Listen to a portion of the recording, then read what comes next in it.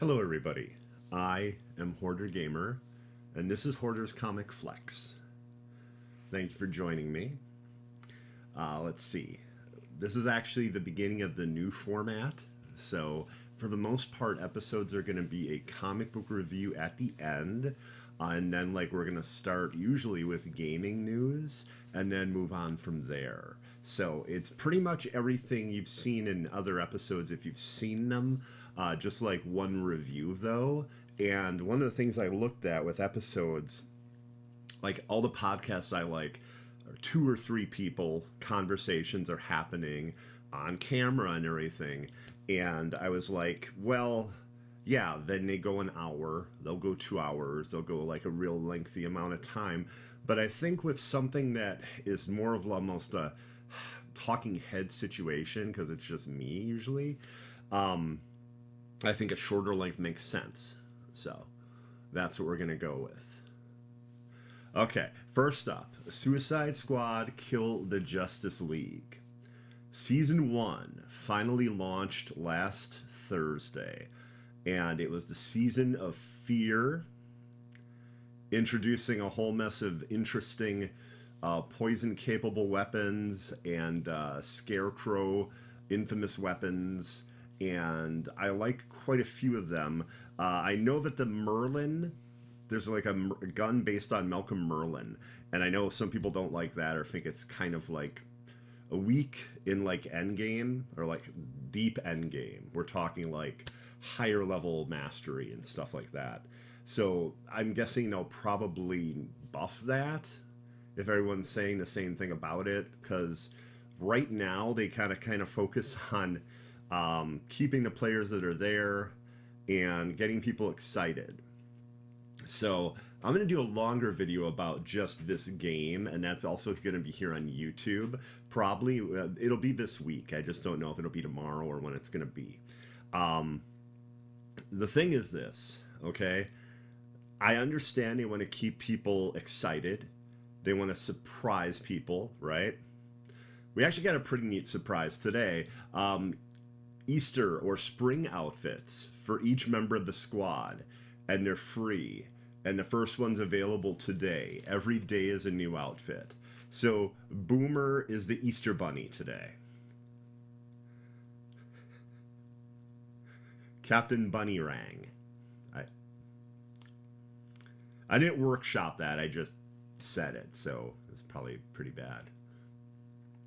But anyway, yeah, so they surprised us with the idea that, okay, each day this week, there'll be outfits that are free. You go into the store and you just get these free outfits that are basically Easter/spring themed. And all 5 members of the squad, now including Joker, will get one of these outfits. So, and the first one, like I said, it's available today. So log in today and get Bunny Rang, Captain Bunny Rang. And I forget if tomorrow is King Shark or if it's Deadshot. And I think they went with the name Eggshot. So they're kind of like fun, goofy outfits, but they're free, and there's quite a bit of detail on them. So that was a neat little surprise. And, you know, that one I think for the most part went over well. There are some people, though, that no matter what the game could do, they're just going to, you know, bring it down, make it you know, just kind of a drudgery. Like, no matter what kind of win the game, you know, achieves, that's what's going to happen. And it's getting a little frustrating. Like, I totally get player frustration based on the fact that some people aren't able to play the game, or at least definitely weren't able to a couple weeks ago. Issues with multiplayer and, you know, crashing to the main PlayStation screen or the actual Suicide Squad main screen for the game. Well, what about Marvel's Avengers? What about Marvel's Avengers, Mike? Yeah, so I kind of went slightly off track there, but what I wanted to get to is the idea of, Rocksteady wants to surprise people. They want to keep us a little bit in the dark and then be like, hey, look at this awesome thing that's coming. This is the time where, just like Joker, they need to put their cards on the table. Joker mentions that in his intro, his animated intro in the DLC, or the season. And that's what Rocksteady needs to do. They need to put their cards on the table. They need to let us know how story is going to be delivered to this game. Because I will admit, it is disappointing if all we get is a 2-minute cinema at the end. And there's going to be spoilers here. Hey, Crinky, how you doing? There's going to be minor spoilers here for the season, okay? So, saying that there's no story is incorrect. There is story. It is threadbare, though, okay? Basically, it's Waller / Lex Luthor know that Joker is being held captive by Brainiac. You have to level up, make yourself powerful enough to be able to face off against Brainiac, so you have to get to level 35 of the fear, not mastery, I forget what they call that. Level 35 of fear in order to face off in a mayhem mission, which is 2 little side missions, and then the main one, which is a fight against Brainiac, this time themed like Green Lantern. Okay? And then you defeat Brainiac, you jab that thing into his head, he like goes, wonky, and then you bring Joker back to the Justice League's, the Hall of Justice. He immediately pulls out his gun and shoots at a number of Argus employees, wounding them. And Waller's not thrilled. And the vibe you get from every member of the squad is they're freaked out and scared of him. And no one really wants to talk to him. And Harley even mentions, been there, done that, got the scars from dealing with Joker, her version of the Joker. Because the whole idea was, okay, who's going to put the bomb in his head? Because all the members of the Suicide Squad have bombs. And then Joker basically goes, I think it's Deadshot who was about to do it. And Joker looks at Deadshot and goes, come on, put it in me. And Deadshot is like, oh, man, why'd you have to say that? And then, everyone's just, freaked out by him. And Waller gets really angry, is, about ready to have, her people take him down as a threat. And he's like, hey, relax. And he goes and just puts the bomb in his own head. Okay? So that's the story. But that's done in a 2-minute cinema, except for the fact of the multiple hours that it will take. So, okay, if you run it the most efficient way possible, apparently in an hour and a half to 2 hours you can do it. But that's not the normal player experience. I'm a little tired of, the 1% of gamers that, know the ins and outs perfectly, expecting that's how everyone should do it. It's not how everyone's going to do it. It took me just under 6 hours. Truth be told, some of the missions I did were in the open world, and I did missions with Jay Shockblast. I did missions with Hero Mentor, and we had some problems where the truck mission, that's the Terraformer, where the truck has to be pulled up and you have to have it explode at a certain time. That was having problems. That mission was having issues. So it did take us, if I'm being generous, maybe more 4.5 or 5 hours it took me instead of 6, just looking at missions that had to be repeated, that there were issues with specifically. But I don't think that's that bad, although you could spend $10 and just unlock Joker immediately.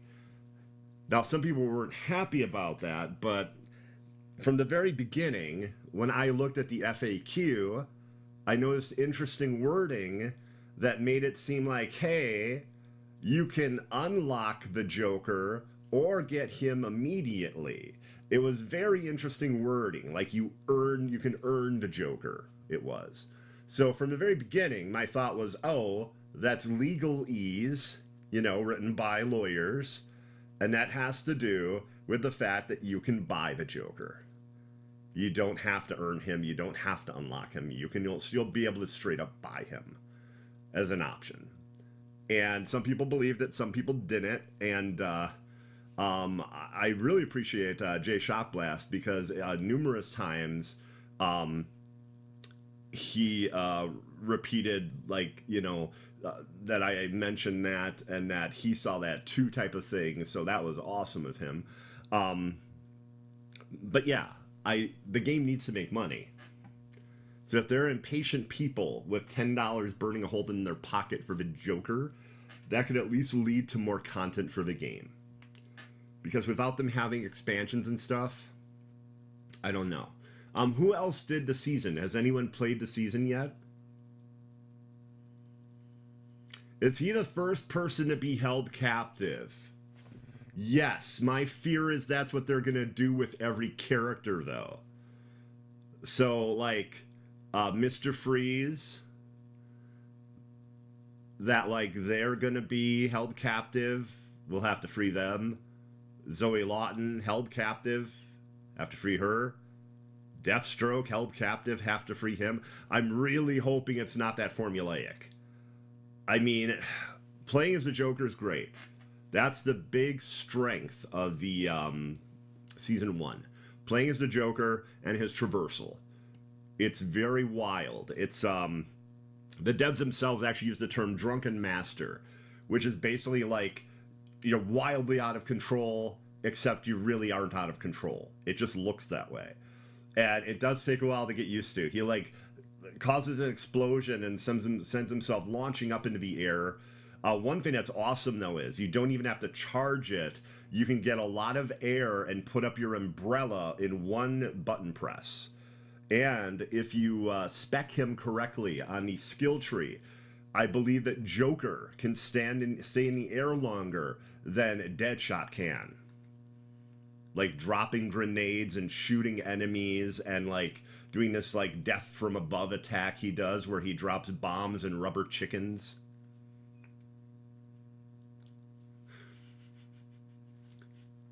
Doing good. Hit 206 on your Fear season using Sadat's build. Awesome. Very cool. Around 6 hours. Yeah, there's more efficient ways to do it. But see, I'm not someone that wants to just take one mission and do that for 2 hours. I would rather play other missions and, and actually truly enjoy myself than force myself to be oh, I'm just going to do this over and over and over. I get that, and I know some people enjoy that. I just don't. A lot to your Arkham banner in the Battle Pass, almost to Deadshot's Wayne Tech jetpack. I did the capabilities outfit, which I think is level 10 on the Battle Pass. Another thing that's really cool with the Fear season is as you get another level in Fear, you unlock either a weapon or a cosmetic or something like that. That's really neat too.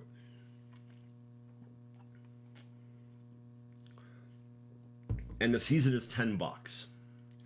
Or the Battle Pass. The Battle Pass is $10. Or there's also a free track of it. And the free track will get you the Deadshot outfit. I don't know what it all gets you specifically, but it will get you the Deadshot outfit. Oh, and if you do the entirety of the Battle Pass, you'll have enough money for the next Battle Pass. So that's good too. I believe that Fortnite does that, and they kind of were one of the first games to start that. But not every game gives you the full amount. Like I mentioned, Diablo 4 gives you $6.66. Because Diablo. Because Diablo. Let's see here. Different banners and color swatches. The Joker outfits are really cool too in the store. The steampunk looking one with the ruff, that's really neat. And then there's the one with The hat. Well, actually, the rough one has the hat, I believe. And then the other one is really nice too. I forget if it's called the original Joker or what it's called. But yeah, they have to get people excited with what's coming to the game. Give us an idea. Like, seriously, other villains could definitely come to Metropolis. How is it that Penguin is the only one that could survive in Metropolis? There's so many great Superman villains, you know? I'll be going into more detail on that on the actual Suicide Squad video that I do here on YouTube. So I'll be doing more content on YouTube than just Hoarder's Comic Flex on Wednesdays. But yeah, tell us about game modes. You know, don't leave us in the dark. You know, get people hyped, get people excited. Like, Season 1, with the drop of the Joker and everything like that, was kind of like a way to get people back, and it brought some people back, and it brought some new eyes to the game. But they need to capitalize on that. They can't just be, like, quiet about things that are coming to the game and stuff like that for a few weeks, and then, you know, 5 weeks from now is part 2 of the season. Because in 6 weeks is the drop of the season, and the drop of the next episode is in 6 weeks from the start, so last week. So roughly 5 weeks from now is when we would have the second episode for Season 1 come out. So hopefully there's a new game mode. There have been rumors, including from Miller, that something called QVK, some sort of almost Gambit type mode is coming to the game, and it was thought to be during Season 1. Hopefully that's the case. Hopefully there's more than a 2-minute cinema for story. Like, one thing that's frustrating to me, and people would have bitched about it anyway regardless, I thought about this too, is that you get this animated opening for the Joker, and it's not bad. It sums up a number of things, including the explosion that took his leg also killed his version of the Suicide Squad in an attempt to take down Brainiac. Oh, it also is the thing that destroyed the Hall of Justice from the part where you go into the future of Earth 2. It's that same thing, basically. So, here's the thing, though. You get a whole thing about him being a captive on the Skull Ship, something we haven't even seen as players yet. We haven't been aboard the Skull Ship yet. So, actually, there might be a super brief moment at the very end of the campaign, but I can't be certain if that was a Skull Ship or not. We haven't been able to fully explore it. It was a cinema, if anything. So he's a captive, right? And he's been sneaking around, getting loose, and then they get him and they, you know, do experiments or whatever. They put something crazy into his nose, and like he breaks out, they grab him again, and he's captive again. They could have done some cool thing where we actually play as him in the beginning, and like it's stealth, and him like playing pranks on like Brainiac soldiers or something. They could have done something like that, you know? There could have been some story missions based, you know, before. It could have felt like a more fleshed out story is what I'm trying to say. And I just hope it's not like free this person and then, you know, they'll eventually help you, you know, fight Brainiac. I'm also hoping there's a specific reason for the specific people that are in the team, like certain abilities and stuff like that. A lot of times when the crazier members are in a team, there's a wild reason for it. And if you want to see something to that effect, Detective Comics, there was a whole thing where basically there's a team led by a Batwoman, and Clayface is a member of the team. That's a while back. It's a number of years ago. There's a specific reason that Batman wanted Clayface to be a member of the team, and it's pretty mind-blowing when you find out. But yeah, I'm hoping it'll be something like that, because even with the Suicide Squad comics, there'll be a member and you'll be like, that's an odd choice for this Suicide Squad group. And then you'll be like, oh, that's why. Oh, similar to Birds of Prey, the new Birds of Prey comic, which is really good right now. Harley being a member. There's a specific reason for that. Big Barda being a member. Specific reason.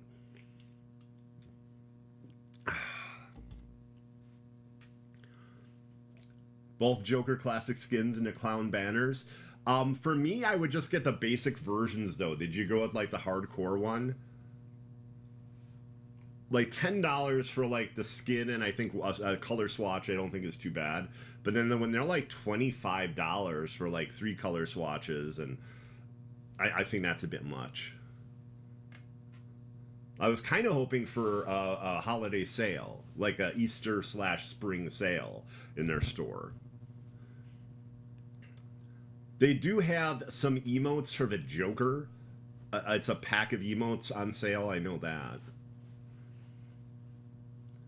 If Riddler might be a boss or playable, I would not be surprised if we see him like in a cinema or something, you know? Because remember, he's really upset that he wasn't chosen as a member of Task Force X. That's what he's so angry about.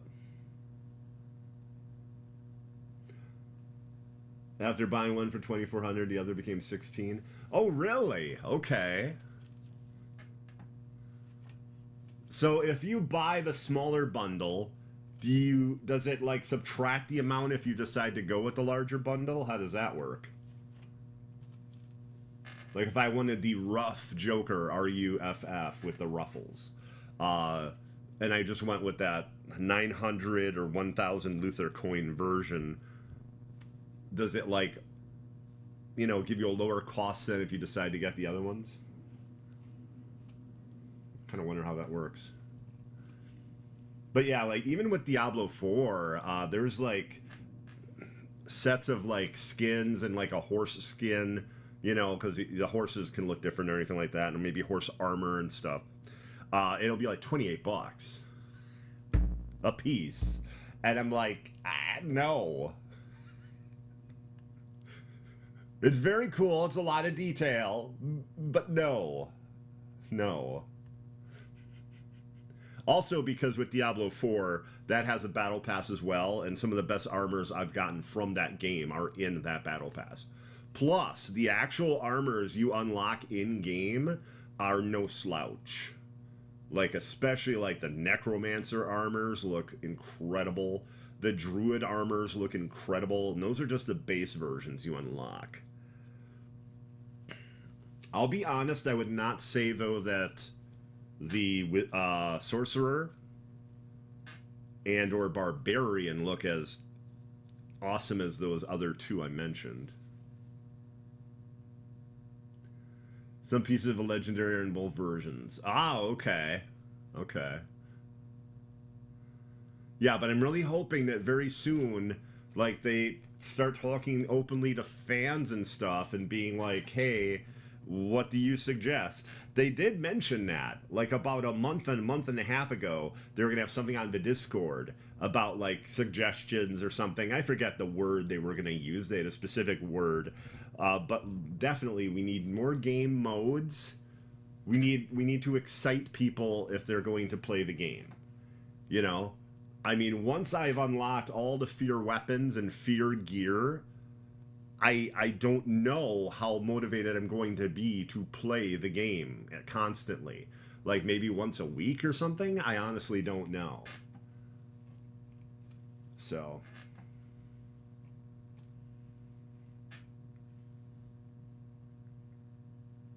yeah, but I really hope that they, like I said, put their cards on the table and talk to us. One of the biggest problems Marvel's Avengers had, Mike brought up Marvel's Avengers earlier, and, you know, there's a big point of time where there was no communication whatsoever. Like radio silence. And we're not getting that, which is good. Like, we get the blog on Thursdays or Fridays. We get, like, you know, information like the Easter/spring drops and stuff like that. That's good. Some excitement builds over the Twitch drops. There are these really cool Suicide Squad skins that you get. The most recent one was Joker, and I got that one. I love it. I think it's really nice. But yeah, they just can't be quiet if they actually want this to succeed. And again, Warner Brother Games doubling down, if not tripling down, on games as a service. It seems like they're going to continue to support this for at least the 4 seasons. So hopefully there's a reason for us to play all 4 of those seasons outside of a very cool character. Because with all the issues Marvel's Avengers had, never giving us a patrol mode, you know, it still did a pretty good job with story. I mean, there's a little too much Monica Rappaccini. No matter if you were the biggest Monica Rappaccini fan of the comics, like, a little too much. But you got, like, a 3 or 4 hour storyline for Hawkeye, for Kate Bishop. I want to say around a 6 hour campaign for War for Wakanda. So at one point, they were actually doing really good content and good drops and stuff like that. At least like the first year. And then I think just after the first year was the raid. The Wakanda raid. And that's when things really started tapering off after that first year. Okay, we are done talking about video games and Suicide Squad Kill the Justice League. Next up, we are going to toy around, and first up we have Shulky, She-Hulk. This is, I want to say, the John Byrne run. I would say the artwork style is from around the time when John Byrne was writing it. I think it's a really cool take on She-Hulk. It's retro, definitely. Like, it's like 90s She-Hulk. It doesn't quite exactly look like she does now, but I think it's really cool. $24.99, and pre-orders are actually live for this right now. This line includes 2 Iron Man figures, Count Nefaria, and Whiplash. But it's the old school comic book Whiplash. So absolutely nothing at all. Completely, totally, nothing at all like he looked like in the MCU film. Like, it's wild. Like, there's a mask, there's a cape, giant ponytail, like, it's a lot of purple, I think it was. But yeah, those figures are available now, those pre-orders are live, but this is definitely, for me, the standout. The Count Nefaria is pretty cool, too. That was one I was not expecting. Okay, so we've got some She-Hulk. What do we have next? We have the Heroes in a Half Shell Teenage Mutant Ninja Turtle Remasters. That's the name of this action figure line from Playmates. So they actually did a texture thing to make the characters look reptilian. And a lot of comments are that people don't like it. I think it's cool. I think it adds some depth and detail to them. And everything else to me looks great. Like the poses, facial expressions, the weapons, and each of them comes with a base. So what you're seeing is all 4 of the figures on the bases. And the bases like connect to make it look like a rooftop scene, basically. Those will be $12.99, but they're Walmart exclusive. So I think with the base, the accessories, and the detail, I think that's a really good deal, but it can be difficult getting stuff that's Walmart exclusive. So I really would have preferred it to be like Amazon or I don't know. I don't think Playmates has their own website. I'm not sure. I think they look really good. And like I said, $12.99 a piece. So you're looking at under 50 for all 4 of them, and they all have the bases and the weapons and all that. So I think it's really good.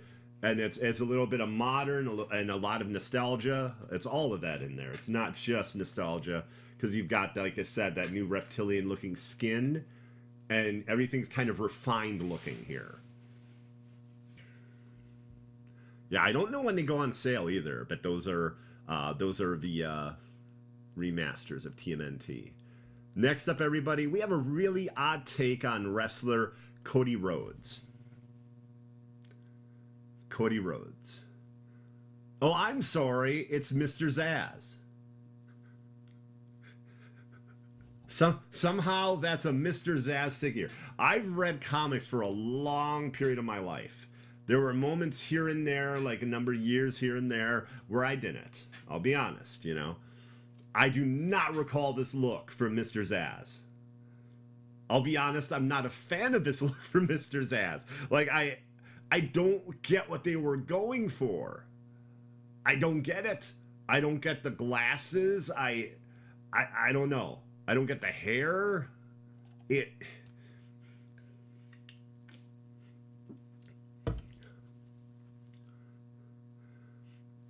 You know who else? I believe that I think Hero Mentor is a big Mr. Zaz fan. But yeah, I don't get it. I don't get it. And I'm not the only person to say it looks like Cody Rhodes. Like, I saw that, I was like, you gotta be kidding me. And that's the first thing that came to my mind, and then I go online, I'm like, oh wow, I'm not the only person who thinks that. I'm not the only person on that one. And next up, we have more McFarlane Multiverse figures with a gorgeous Captain Boomerang. I do think the jaw is a little bit too square, though. Like, I don't know. I think it's a little much.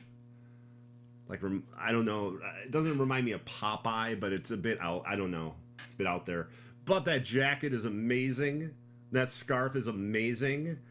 These are part of the Gold series. So these are $29.99.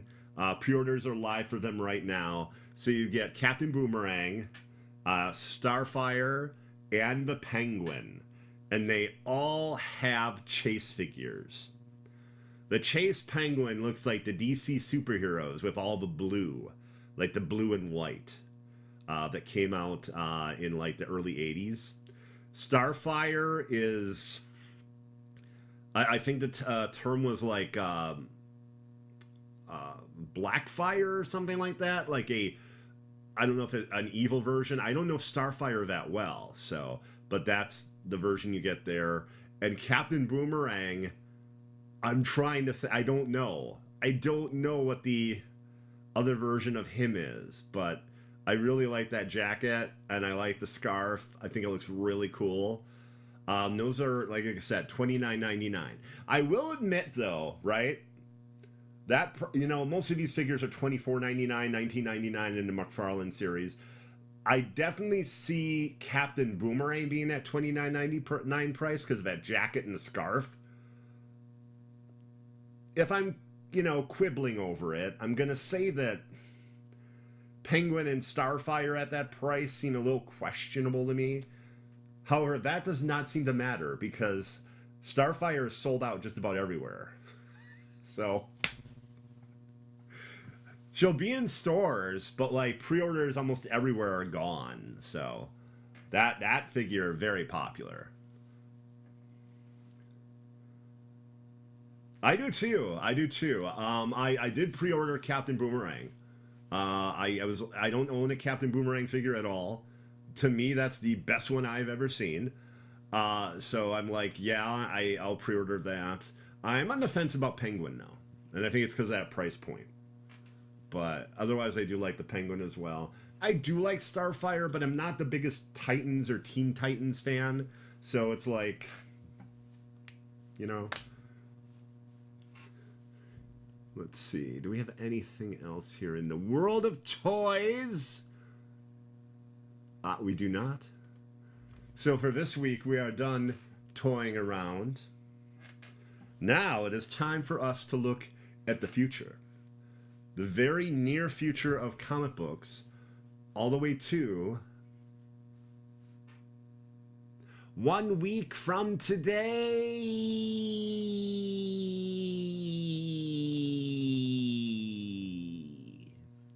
Okay, and first up, we have, let's see, what do I want to start with? Oh, here we go. Here we go, everybody. Action Comics 1064. I believe it's House of Brainiac, I believe is the story arc. This is part 1. Brainiac builds an army of Lobo, like an army of Lobos, basically like cloning them, I believe, and is out to take over everything. And this is the beginning of that story arc. So I think it sounds really good. Action Comics has been excellent for a long time. I don't think this will be any different than that. I love this cover. This is actually the foil cover. So in person, it'll probably look even more impressive. There's a version that's the regular version of the cover that'll have like Action Comics, you know, and all that information on the cover. But this is basically just like what they call, I guess, the virgin art, because there's nothing else on it except the art. And then, you know, this is the foil version. Quick point that's interesting to me. Foil covers are $1 or $2 more from DC Comics. With Marvel, you never know. I learned the hard way not to pre-order a foil cover from Marvel, because it could be 12, could be 15, could be 20 something. You just don't know. But here you at least get a solid price as to how much it is. And I think the artwork looks great too. You got Brainiac right there. Well, I don't, you can't probably see the arrow, but he's right at the top there.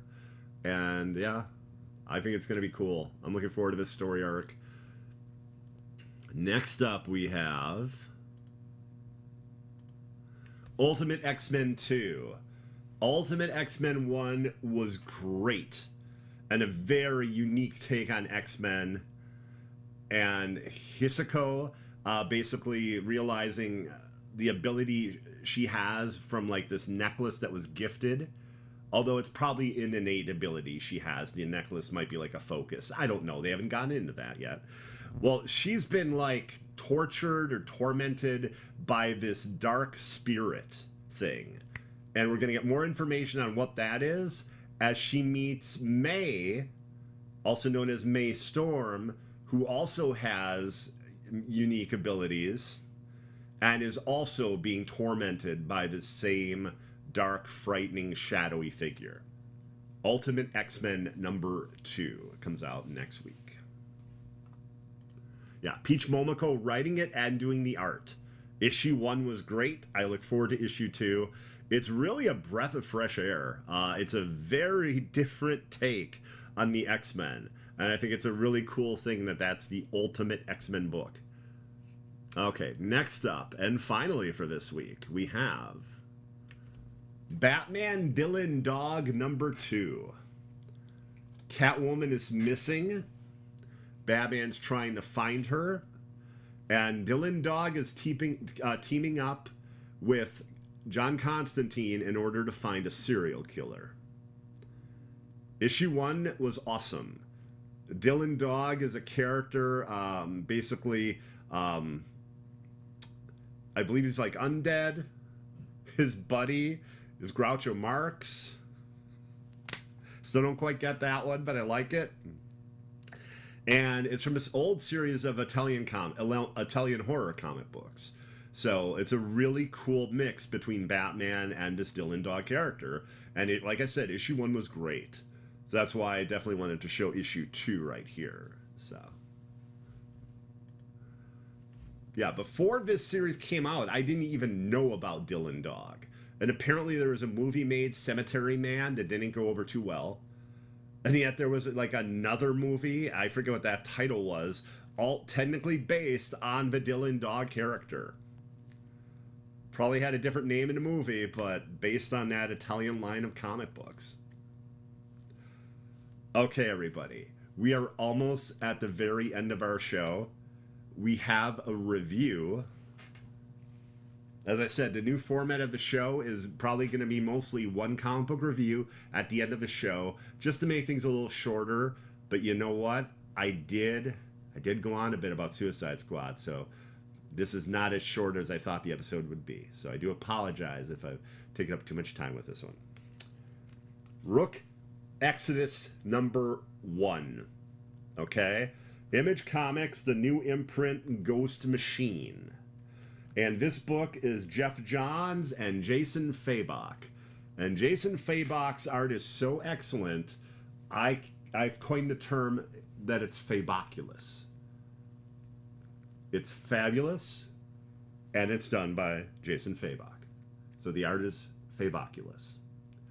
Okay, this is a wild story of a farmer that has gone to a planet that was attempted, I guess, to be terraformed. Things went terribly wrong, and now everyone is trying to leave the planet. And it's like a repeat of what happened, I believe, on Earth many years ago. So it's like history's repeating here. But everyone's on this desolate planet now. There are 20-foot tall bears because the artificial water may have mutated them, or the fact that the world engine has gone cold. We don't know for sure yet. And as you see, the Rook has this helmet that looks like a raven or a crow. He is connected to birds. And the different people that are on this planet have these masks that connect them to nature in different ways, including a character named Swine who is accompanied by like warthogs. It's a really neat book. It's got a whole like almost a Mad Max type of vibe, you know, desolate type of future type of thing, and it does flashbacks to the time when the character's much younger and ends up actually going to the planet when people are like hopeful and, you know, things are supposedly going to turn out well for them. But yeah, I think it's really good. I had a chance to actually read both this and issue 1 of Geiger, another Ghost Machine book. And Geiger was good. I'm not here to review that right now. That was good, but I thought this was actually pretty awesome. Like, I really like Rook Exodus #1, and it very much feels like its own thing.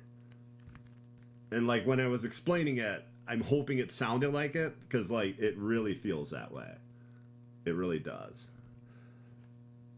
I would recommend it. The artwork again is awesome. It's Jason Fabok and again Jeff Johns writing. So, and real quickly, Ghost Machine is a number of artists and writers in the comic industry that worked with Image Comics to do this imprint, and it's Brad Anderson. I believe he wrote The Machinist. He may have directed it. The what's his name? Oh my God, the Christian Bale film. I think that's Brad Anderson. Jason Fabok, Gary Frank, Brian Hitch, Jeff Johns, Rob Lee, Lamont McGee, Francis Monopoul, Brad Meltzer, Ivan Rice, Peter Snellberg, Peter J. Tomasi, and Maytel Zuchut. And like that's a lot of people from DC, Marvel, and stuff like that. They worked on those different companies, and yeah, this is their imprint. And the first 3 books, this and also one called Redcoat. This Geiger and Redcoat all came out today with issue 1. So, okay, everybody. I want to thank you all very much for watching. Thank you. I hope you like the show. Feel free to follow. I don't harp and preach on that all throughout the video. I just mention it at the end if you want to. Also, twitch.tv/Hoarder Gamer. I'm doing a lot of Suicide Squad Kill the Justice League there. Surprise! And a number of different games. You know, I'm looking forward to Stellar Blade. The Stellar Blade demo was neat. I like it a lot. And like the combat's good. The game reminds me a lot of the Jedi Fallen Order Jedi Survivor series, more than Dark Souls. Thank you very much, Crinky. I appreciate that. Thank you. And like I said, I'll be doing more videos here. This won't just be Hoarder's Comic Flex. Like I said, I'll have a Suicide Squad video up at some point this week, hopefully tomorrow. And yeah, if for whatever reason you're a glutton for punishment and you need more Hoarder, then again, twitch.tv/HoarderGamer. Everyone, have a great week, and I'll see you later. Bye-bye.